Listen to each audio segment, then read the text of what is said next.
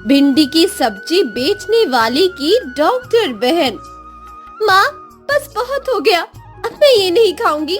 रोज रोज खाकर मैं पक गई हूँ। जब पूरा घर यही खाता है तो तेरे लिए क्या पकवान बनाऊं?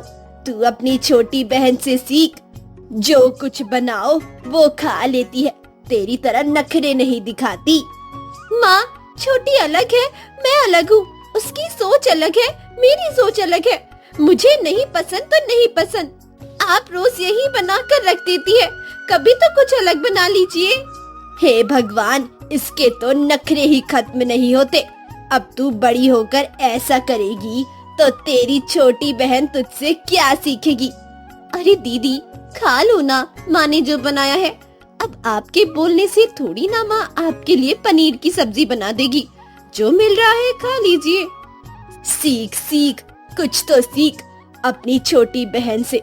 लोग बड़ी बहन से सीखते हैं, लेकिन तू छोटी से ही सीख ले, क्योंकि तेरे पास इतना दिमाग है नहीं कि संध्या तुझसे कुछ सीखेगी।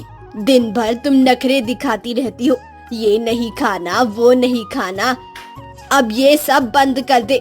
वैसे भी तू इतनी बड़ी हो गई है, अब हम तेरी शादी करवा रहे हैं। क्या शादी? मैं नहीं करने वाली कोई शादी वादी। अभी मैं पढ़ाई करूंगी और अपने पैरों पर खड़ी होंगी, उसके बाद ही मैं ये शादी वादी करूंगी, वरना मैं नहीं कर रही कोई शादी। पता नहीं इस पर पढ़ाई का भूत कैसे सवार हो गया। दिन भर पढ़ना है और बस खाना है। तुझसे ज्यादा तो तेरी छोटी बहन को रसोई का काम आता है, लेकिन तुझे नहीं आता। ससुराल में ये पढ़ाई काम नहीं आएगी। माँ, लेकिन दीदी चुप हो जाओ ना। कौन सा माँ अभी ही आपकी शादी करवा रही है? अभी चलिए खाना खा लेते हैं, वरना भिंडी की सब्जी ठंडी हो जाएगी। चलिए सब खाना खाते हैं। फिर सभी लोग खाना खाने चले जाते हैं। दरअसल संध्या और संजना के पिता मजदूर थे। मजदूरी करके थोड़े बहुत पैसे मिलते थे, उसी से वो अपने घर का ख्याल रखते। उनका घर बड़ी ही आसानी से चला था, लेकिन अब उनकी दोनों बेटियां बड़ी हो गई। उन्हें अब अपनी दोनों बेटियों की शादी की चिंता सताने लगी थी। इसीलिए वो रामलाल के बेटे से संजना की शादी तय कर देते हैं और संजना को बताते हैं। क्या शादी? नहीं नहीं, मैं अभी शादी नहीं करूंगी। मुझे पहले अपनी पढ़ाई पूरी करनी है। मैंने आपको तो बताया है ना माँ कि मुझे डॉक्टर बनना है। तुझे एक बार में समझ नहीं आता, ये सारे चोचले नहीं करने हैं तुझे। अगर तेरी शादी नहीं होगी तो तेरी छोटी बहन की शादी कैसे होगी? और वैसे भी अब इस बात पर बहस मत करना। तेरे पापा ने तेरी शादी तय कर दी है और अब ये शादी हो के ही रहेगी। माँ, शादी तक तो ठीक है, लेकिन मैंने उस लड़के को देखा भी नहीं है। भला मैं उससे शादी कैसे कर सकती हूँ? यहाँ तो ऐसा ही होता है। अब तू क्या चाहती है? तू लड़के के साथ 2-3 महीना रहे और उसके बाद तेरी शादी हो? हाँ हाँ दीदी, माँ सही कह रही है। अब पिताजी ने जो सोचा है वो सही ही सोचा होगा। और हाँ, एक बात कान खोल कर सुन ले, अब तुझे कहीं जाने की कोई जरूरत नहीं है। तेरी पढ़ाई यहीं पर मैं करवा रही हूँ। अब तू अपनी शादी की तैयारियां शुरू कर। इतना कहकर शर्मिला वहाँ से चली जाती है। कुछ ही दिनों में धूमधाम से शादी की तैयारी शुरू हो जाती है। सभी लोग बहुत ज्यादा खुश थे, लेकिन शादी के दिन ही संजना घर छोड़कर भाग जाती है। गांव की और खानदान की इज्जत बचाने के लिए संजना की जगह संध्या की शादी करवा दी जाती है और संजना की भाग जाने की खबर किसी को भी पता नहीं लगने दी जाती है। शादी के कुछ दिनों बाद ही संध्या अपने ससुराल की जिम्मेदारी बहुत अच्छी ही तरीके से निभाने लगती है। बहू, चाय तो पिला दे। जी माँ, अभी लाई। इतना कहकर संध्या सुमित्रा के लिए चाय ले जाती है। संध्या के हाथ की बनी चाय पीकर सुमित्रा बहुत खुश हो जाती है। बहू, तूने तो बहुत ही अच्छी चाय बनाई है, पीकर मजा ही आ गया। हाँ माँ, आपको तो मैं कहता हूँ कि संध्या बहुत अच्छा चाय बनाती है। हाँ वो तो है। वैसे आज खाने में क्या बना रही हो? अभी तक तो मैंने कुछ सोचा नहीं है, आप बताइए क्या बनाऊं आज खाने में? मैंने सुना है कि तू भिंडी की सब्जी बड़ी अच्छी बनाती है, आज खाने में वही बना दे। हाँ माँ, सही बोल रही हैं। आज भिंडी की सब्जी ही बना लो। वैसे मुझे भिंडी की सब्जी बहुत पसंद है। ठीक है, आज खाने में भिंडी की सब्जी ही बनाऊंगी। इतना कहकर संध्या दोपहर के खाने की तैयारी करने लगती है। दूसरी तरफ संजना को भी ढूंढने की पूरी कोशिश की जाती है और ये पता चलता है कि संजना शहर चली गई है अपनी पढ़ाई पूरी करने के लिए।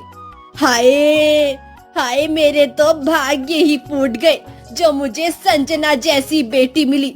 ना खुद की इज्जत का ख्याल है, मुंह उठाकर हमारे शहर चली गई पढ़ने। पता नहीं पढ़ भी रही है या फिर क्या कर रही है। वैसे भी लड़की ही तो है, जरूरी थोड़ी ना है पढ़ने की। नहीं कि शादी करके अपनी जिंदगी में खुश रहे।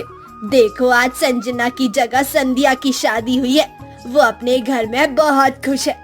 इसी तरह हम लोग संजना की भी शादी कर देते, लेकिन नहीं नहीं, वो तो शादी का नाम सुनकर ही घर छोड़कर भाग गई। अब तो उससे हमारा कोई नाता रिश्ता नहीं है। संजना पढ़ाई करने शहर चली गई है। ये सुनकर शर्मिला को बहुत गुस्सा आता है, लेकिन वो कर भी क्या सकती थी। इसी तरह कुछ महीने बीत जाते हैं। एक रात संध्या सभी को खाना परोस रही थी। माँ जी, ये लीजिए लौकी की सब्जी। हाँ बहू, हाँ अभी लेती हूँ। माँ जी, अब ठीक तो है ना? पानी लीजिए। हाँ माँ, ये लो, जल्दी पानी पी लो। सुमित्रा पानी पीती है, लेकिन उसके बाद भी उसकी तबीयत ठीक नहीं होती। उससे रह रहकर बहुत खांसी होती है और सांस लेने में भी दिक्कत होने लगी थी। सुबह तक ये समस्या बहुत ज्यादा बढ़ गई थी। मुझे तो समझ नहीं आ रहा कि माँ को कौन से डॉक्टर से दिखाऊं। बेटा, तेरी माँ की तबीयत तो बहुत खराब है। मेरे ख्याल से तुझे इसे शहर लेकर जाना चाहिए। पिताजी, आपने बिल्कुल सही कहा, लेकिन वहाँ जाने के लिए तो आप लोगों को ना जाने कितने दिन अकेला छोड़ना होगा, और मेरे गैर मौजूदगी में संध्या और आपकी देखभाल कौन करेगा? आप इसकी चिंता मत कीजिए, मैं कुछ न कुछ करके थोड़े पैसे कमा तो लूंगी ही, और उसी से घर का राशन ले आऊंगी। आप सबसे पहले माँ जी का इलाज करवाइए। हाँ बेटा, यहाँ देख लेंगे हम।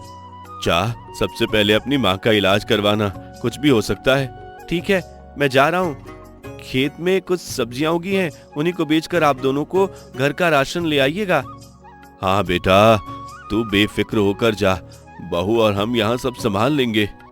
रामलाल की बात सुनकर सुमित अपनी माँ सुमित्रा को लेकर शहर के लिए निकल पड़ता है। कुछ दिनों तक रामलाल और संध्या मिलकर घर चलाते हैं। अचानक रामलाल की तबीयत बहुत ज्यादा बिगड़ जाती है और अब घर की सारी जिम्मेदारी संध्या पर आ जाती है। केटी की सब्जियां लेकर संजना बेचने निकल जाती है, लेकिन सब्जी नहीं बिकती। इसी तरह कुछ दिन चलता है। अब घर में खाने के लिए एक दाना भी नहीं होता। खेत में अब सिर्फ भिंडी पड़ी है। एक काम करती हूँ, उसी की सब्जी बनाकर खा लूंगी। ये सोचकर संध्या भिंडी की सब्जी बनाती है। संध्या की पड़ोसन भी भिंडी की सब्जी खाती है। उसे सब्जी बहुत अच्छी लगती है, इसीलिए वो संध्या को सुझाव देती है कि संध्या अपनी भिंडी की सब्जी और रोटी का ठेला लगा सकती है। संध्या को ये सुझाव अच्छा लगता है और वो मेहनत और ईमानदारी के साथ ठेला लगाती है। उसकी सब्जी बहुत अच्छे से बिकती है और वो अपने घर का राशन भी ले आती है। लेकिन उसके सामने ढाबे के मालिक को संध्या से बहुत दिक्कत थी, क्योंकि उसके दुकान से ज्यादा संध्या के ठेले की सब्जी ज्यादा बिक रही थी। अब तो कुछ करना ही पड़ेगा। इसकी वजह से सारे ग्राहक अब मेरे दुकान पर नहीं आते। अब देखो मैं क्या करता हूँ। अब संध्या अपने ठेले पर नहीं होती है, तब मालिक उसकी सब्जियों में फूड पॉइजनिंग की दवा मिला देता है। उसे खाकर सभी दर्शकों के पेट में बहुत दर्द होने लगता है और ये फैसला लिया जाता है कि संध्या को गांव से बाहर निकाल दिया जाएगा। कि तभी एक बड़ी सी गाड़ी से एक डॉक्टर उतरती है। अरे, ये कौन है? वो डॉक्टर ये साबित करती है कि गड़बड़ सब्जियों में नहीं, सब्जी में किसी ने फूड पॉइजनिंग की दवा मिलाई है और साथ ही संध्या को गांव से बाहर निकलवाने से रोकती है। दरअसल वो लड़की कोई और नहीं बल्कि संजना थी, जो शहर जाकर अपना सपना पूरा कर डॉक्टर बन गांव लौटती है। इस कहानी से हमें ये शिक्षा मिलती है कि हमें हमेशा अपने बच्चों के सपनों को पूरा करने में उनका साथ देना चाहिए, क्योंकि वो लड़का हो या लड़की, हर इंसान को अपने सपने पूरे करने का अधिकार है। तो दोस्तों, कैसी लगी आपको ये कहानी, हमें कमेंट बॉक्स में जरूर बताएं और ऐसे तमाम मजेदार कहानियाँ देखने के लिए हमारे चैनल को सब्सक्राइब करें।